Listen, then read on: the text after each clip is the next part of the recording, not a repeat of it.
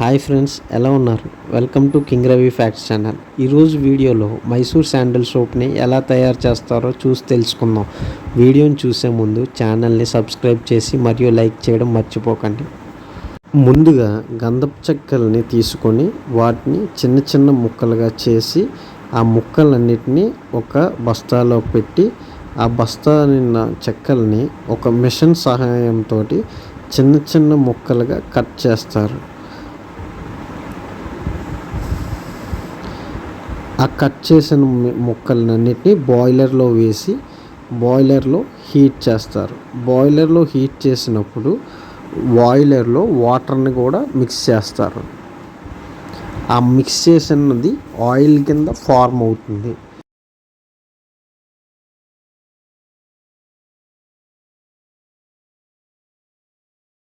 అలా వచ్చిన ఆయిల్ని ల్యాబొరేటరీలో కొన్ని పద్ధతులు ఉపయోగించి ఆయిల్ని మరియు వాటర్ని వేరు చేస్తారు. అలా సపరేట్ చేసిన ఆయిల్ని క్రూడ్ ఆయిల్ అంటారు. అలా సపరేట్ చేసిన క్రూడ్ ఆయిల్ని వాక్యూమ్ డ్రైయర్స్ ద్వారా పంపిస్తారు. ఇలా పంపించడం ద్వారా ఆయిల్లో ఉండే తేమ శాతాన్ని తగ్గిస్తారు. ఇలా ఆయిల్లో తేమ శాతాన్ని తీసిన తర్వాత ఆయిల్ చాలా ప్యూర్గా అయిపోతుంది. సో ఇక్కడి నుంచి అయితే ఇంకా మెయిన్ ప్రాసెస్ అనేది స్టార్ట్ అవుతుంది.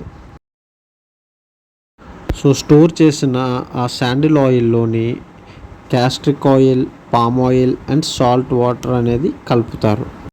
సో ఇలా వేడి చేసిన తర్వాత ఆ లిక్విడ్ అనేది ఇలా సెమీ సాలిడ్ ఫార్మ్లోకి వస్తుంది.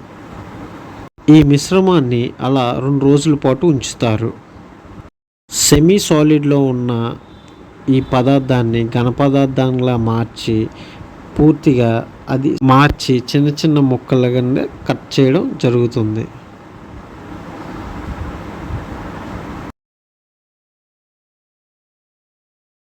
కట్ చేసిన ఆ పార్టికల్ మొత్తంని గ్లిజరిన్ మరియు పర్ఫ్యూమ్స్ని వాడి దాన్ని మిశ్రమాన్ని కలుపుతారు.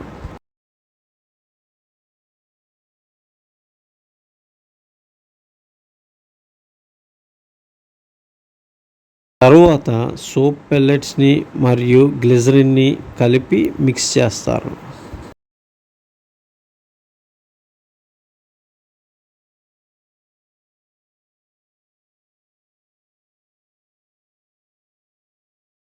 ఫైనల్గా ఈ మిశ్రమాన్ని హీట్ అండ్ కూల్ చేసి ఒక షేప్లోకి తీసుకొని వస్తారు.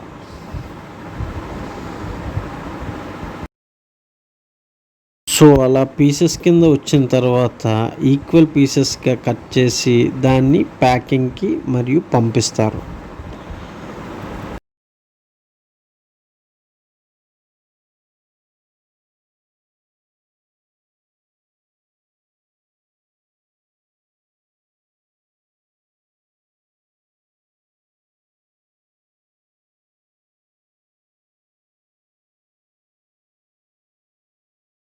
సో లాస్ట్గా ఆ తయారైన సోప్ని క్వాలిటీ టెస్ట్కి పంపి క్వాలిటీ చెక్ చేస్తారు.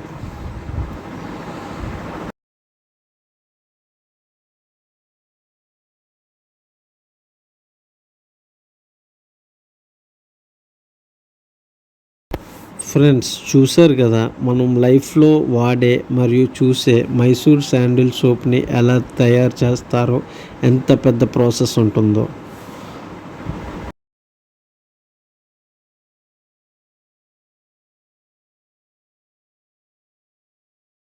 ఫ్రెండ్స్, ఈ వీడియో కనుక నచ్చితే లైక్ చేయండి మరియు షేర్ చేయండి.